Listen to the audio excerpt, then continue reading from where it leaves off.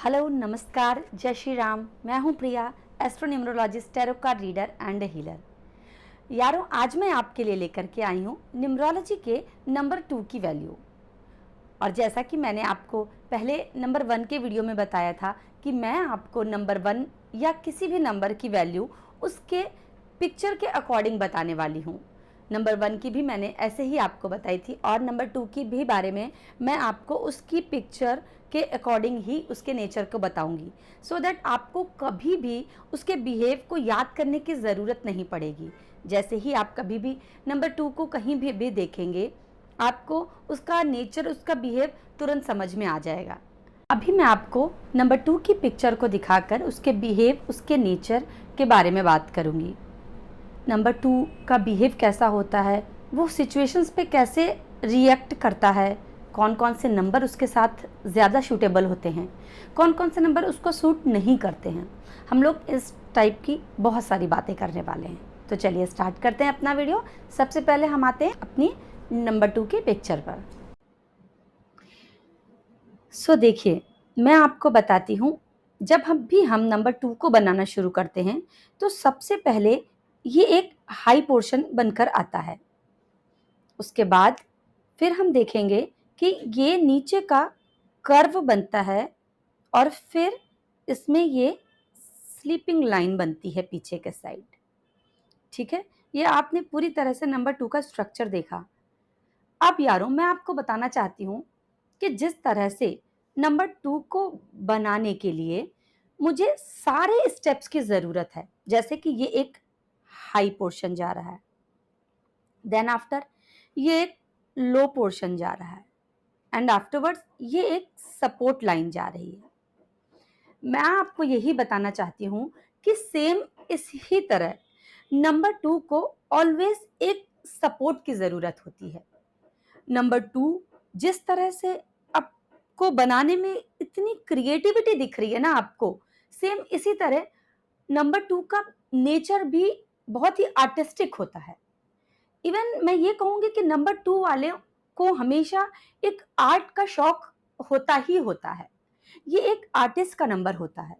आप ज़्यादातर देखेंगे हमारे बॉलीवुड में भी, जैसे कि हमारे बादशाह अमिताभ बच्चन जी हैं या शाहरुख खान जी हैं, मैक्सिमम आपको नंबर 2 वाले लोग दिखेंगे। ये एक्चुअली एक आर्टिस्ट का नंबर होता है। जिस तरह से आप इसकी बनावट, क्रिएटिविटी आप देख रहे हो ना, सेम इस तरह ही नंबर 2 को एक ऑलवेज मोटिवेशन की ज़रूरत होती है और इनमें इस तरह से ही इनके बिहेव, इनके नेचर में भी कर्व आते रहते हैं।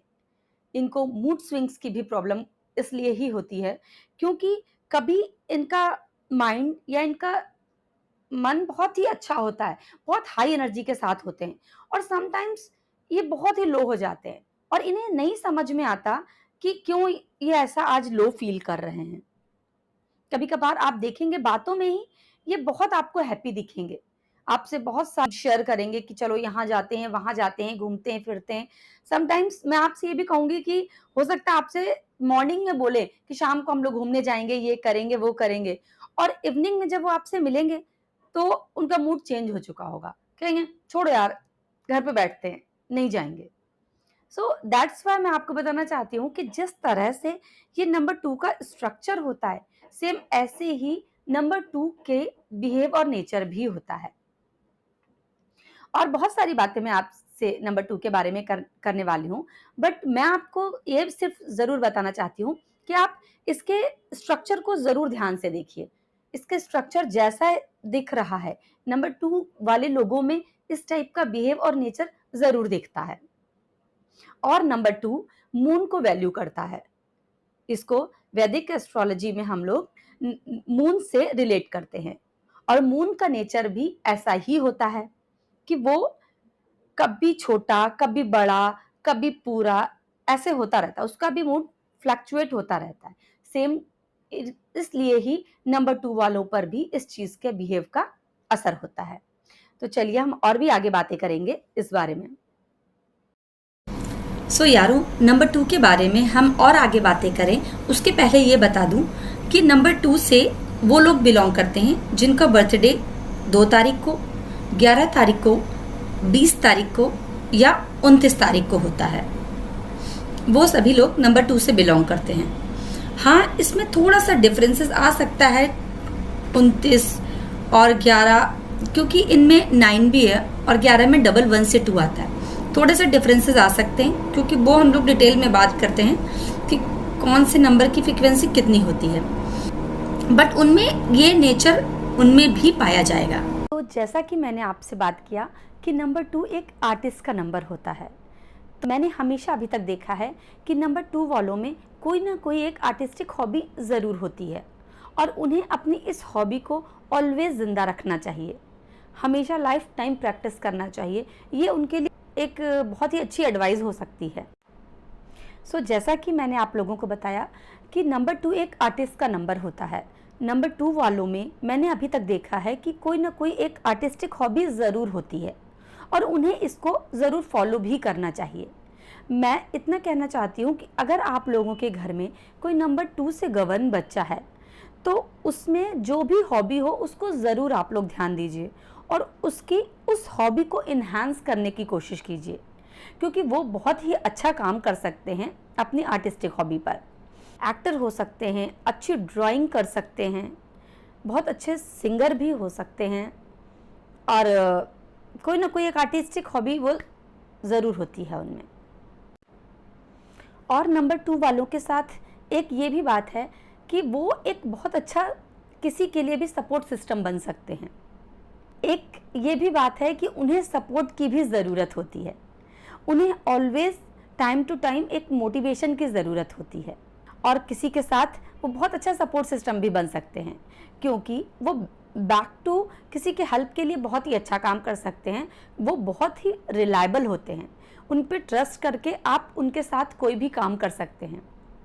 सेंसिटिव होते हैं, कभी कभार सेंसिटिव ऐसे होते हैं कि वो किसी के लिए बहुत कुछ करते हैं लेकिन साथ में एक्सपेक्ट भी करते हैं और हम किसी से एक्सपेक्ट नहीं कर सकते हैं, क्योंकि ये आपका नेचर है बहुत ज़्यादा करने वाला।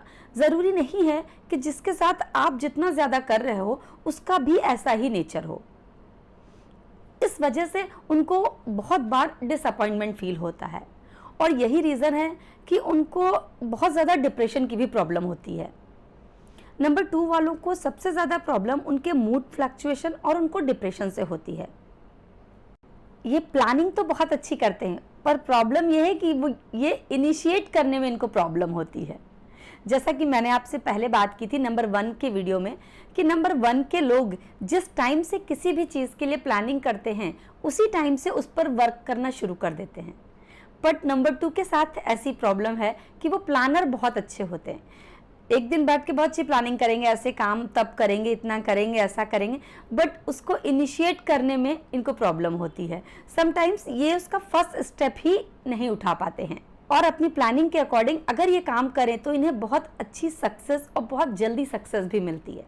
बट इनके साथ ये थोड़ी सी प्रॉब्लम होती है कि ये इनिशिएट इतनी जल्दी नहीं कर पाते हैं।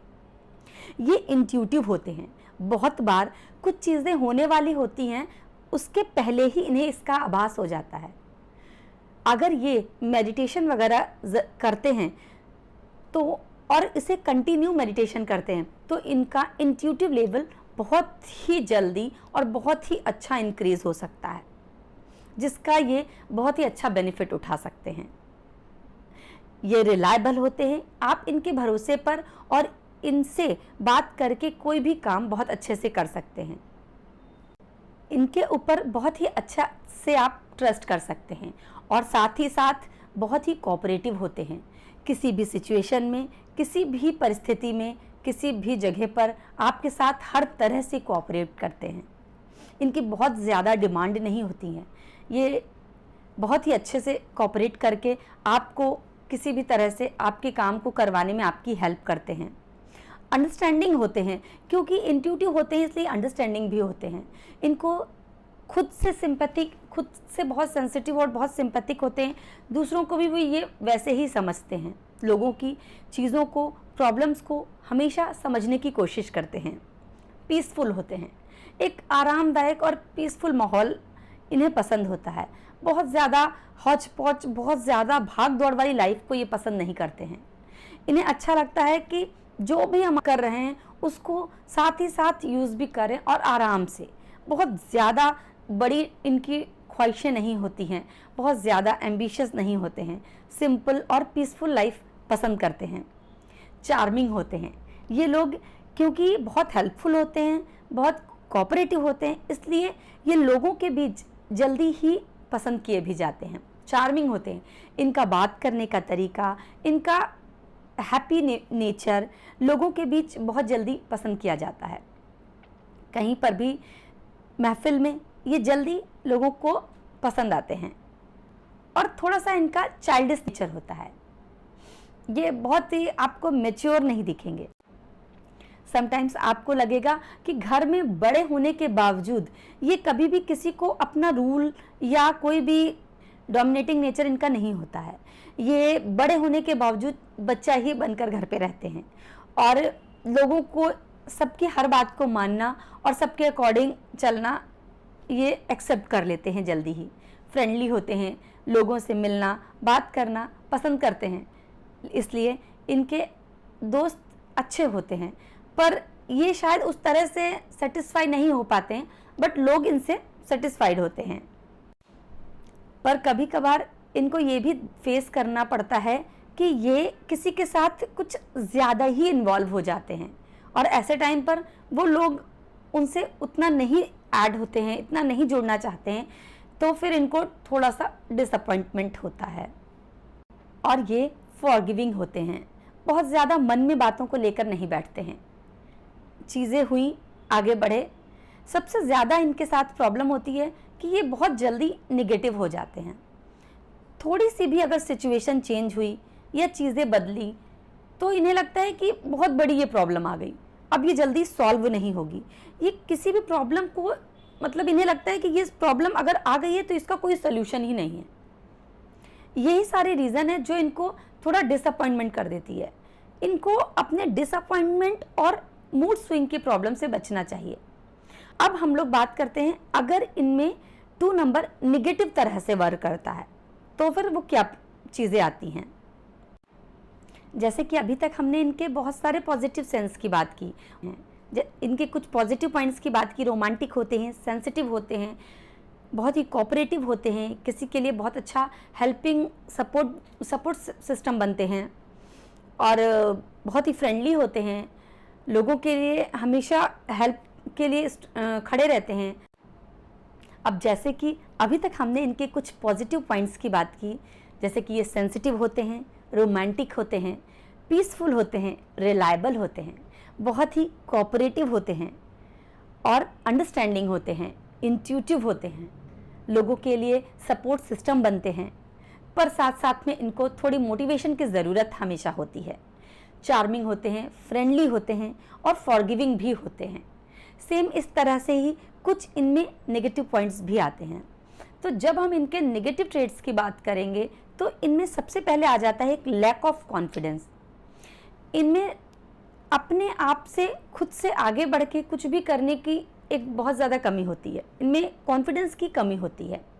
शाय होते हैं, 10 लोगों से बात करने में या किसी भी अपनी बात को रखने में इनको प्रॉब्लम होती है, नहीं रख पाते। बहुत इनको खुलकर सबके सामने अपने विचार बोलने में थोड़ा सा प्रॉब्लम होती है।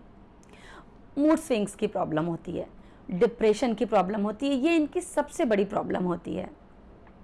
ज़्यादा नेगेटिव तरह से काम करता है तो ये बहुत कई बार देखा गया है कि नंबर 2 के लोग एम्बिशन लेस हो जाते हैं। इनको कोई भी एम्बिशन नहीं होता, किसी भी चीज़ के लिए टारगेट नहीं बनाते, क्योंकि इनको बहुत ही कम में और रहना पसंद होता है, तो ये एम्बिशन लेस हो जाते हैं। ओवर सेंसिटिव हो जाते हैं, ज़रा सी बात का कुछ भी बना लेते हैं और हर एक बात पर एक अलग सा रिएक्शन करते हैं, जो शायद कभी कभार ऐसा लगता है कि वो समझ नहीं पाते हैं कि किस तरह से रिएक्ट करना चाहिए। इनका ये ओवर सेंसिटिव पना भी बहुत ज़्यादा देखा जाता है बहुत लोगों में, कि अपनी वैल्यू या अपनी चीज़ को बताना दिखाना, क्योंकि ये लोगों के लिए बहुत करते हैं इसलिए शायद इनको खुद को भी दिखाना बहुत ज़्यादा पसंद आता है, तो ये ओवर सेंसिटिव हो जाते हैं और किसी भी बात पे किस तरह से रिएक्ट करना चाहिए ये नहीं समझ पाते हैं। इनके साथ इस टाइप की प्रॉब्लम सबसे ज़्यादा देखी जाती हैं कि इन्हें सिचुएशन और माहौल के हिसाब से ये रिएक्शन नहीं इनका प्रॉपर हो पाता है। और इनका नेगेटिव सेंस में ये बहुत ज़्यादा देखा गया है कि can be used by the others, ये दूसरों के द्वारा यूज़ किए जा सकते हैं क्योंकि ये बहुत ही सॉफ्ट नेचर के होते हैं। सो लोग उनको ज़्यादातर यूज़ कर लेते हैं, अपनी काम करवा लेते हैं और उसके बाद इनका उस तरह से इनको वैल्यू नहीं देते हैं। ये सारे रीज़न होते हैं जिसकी वजह से इनको लाइफ में कई बार डिप्रेशन, मूड स्विंग्स की प्रॉब्लम फेस करनी पड़ती हैं। इनके लिए अगर मैं देखूं, सबसे ज़्यादा एडवाइजेबल हो जाता है कि इन्हें परमानेंट मेडिटेशन करना चाहिए, मून वॉक करनी चाहिए और अपने मूड स्विंग्स पर ज़रूर ध्यान देना चाहिए। और साथ में इन्हें अपनी एक हॉबी पर हमेशा काम करते रहना चाहिए, वो सिंगिंग हो, म्यूज़िक सिस्टम हो, आर्ट हो, ड्राइंग हो, डिज़ाइनिंग हो, कुछ भी, ज़रूर एक हॉबी को ऑलवेज एक्टिव रखना चाहिए। और नंबर 2 वाले लव रिलेशनशिप में थोड़ा जल्दी पड़ जाते हैं क्योंकि सेंसिटिव और केयरिंग होते हैं, पर इनके साथ ऐसा होता है कि शुरू में तो बहुत ही एक्साइटमेंट में बहुत जल्दी इन्वॉल्व हो जाते हैं। थोड़े दिन बाद इन्हें खुद से लगता है कुछ टाइम बाद कि नहीं, शायद ये सही नहीं है। दूसरों से यूज़ किए जा सकते हैं, इस वजह से इन्हें ज़्यादातर धोखा मिलने और लव रिलेशनशिप में बदनामी की ज़्यादा उम्मीदें हो जाती हैं। इन्हें अक्सर देखा गया है कि बदनामी और धोखा इन्हें मिलता है, इसलिए इन्हें थोड़ा अपने रिलेशंस को बनाने में सोच समझ के करना चाहिए। सो अब बात कर लेते हैं कि नंबर 2 वालों के लिए कौन कौन से नंबर लकी नंबर होते हैं और कौन कौन से नंबर इन्हें अवॉइड करने चाहिए। तो जब हम बात करते हैं लकी नंबर्स की, तो नंबर 2 वालों के लिए 1, 2, 4 एंड 7 ये सारे नंबर इनको बहुत सूट करते हैं और इन्हें अवॉइड करना चाहिए 8 एंड 9 को। 8 एंड 9 इन्हें ज़रूर अवॉइड करने चाहिए। 5 और 6 इनके लिए न्यूट्रल नंबर में आ जाता है, ना इन्हें हार्म करेगा और ना ही इन्हें बेनिफिट देगा। तो इन्हें कोशिश करना चाहिए अपने लकी नंबर्स के साथ ज़्यादातर इन्वॉल्व होना चाहिए। सो यारों, मैं आपसे कहूँगी नंबर 2 के बारे में हमने जो भी आज बात की, या मैंने जैसे आपको उसके स्ट्रक्चर के अकॉर्डिंग कुछ भी समझाने की कोशिश की, मैं आपसे ये कहना चाहती हूँ कि जिस तरह से मैं उसको उसकी ड्राइंग के अकॉर्डिंग, उसके स्ट्रक्चर के अकॉर्डिंग देखती हूँ नंबर्स को, ये मैंने कहीं से पढ़ा नहीं है, ये मेरी खुद की एनालिसिस है। मैं जिस तरह से नंबर को देखती हूँ और उसको मैंने जैसे समझा है वैसे ही मैंने आपको समझाने की कोशिश की है। अगर यारों आपको ये पैटर्न या ये थॉट अच्छा लगे, या आपको लगे कि ये कहीं से रिलेट कर रहा है, या आपके घर में और आपके जानने में, दोस्तों में कोई भी नंबर 2 वाला हो और वो इस तरह के बिहेव से, नेचर से बिलोंग करता हो, तो उसे ये वीडियो ज़रूर शेयर कीजिए। अपने इस प्यारे से दिल में मेरे लिए थोड़ी सी जगह बनाए रखिए, मुझे सपोर्ट कीजिए। अगर मेरा कोई भी पैटर्न या कोई भी तरीका या कोई भी पॉइंट अच्छा लगा हो तो ज़रूर लाइक कीजिए। मुझे कमेंट्स में ज़रूर कमेंट करके बताइए कि आप कहीं से रिलेट कर पाए या नहीं। और मैं आपसे मिलती हूँ अपने नेक्स्ट वीडियो में। तब तक के लिए आप सभी लोग अपना बहुत ध्यान रखिए और मुस्कुराते रहिए, हंसते रहिए, आगे बढ़ते रहिए। अपने लिए अच्छे से अच्छा सोचिए और अच्छे से अच्छा कीजिए। Thank you so much everyone. I will meet you in a next video. तब तक के लिए bye bye. All the very best everyone.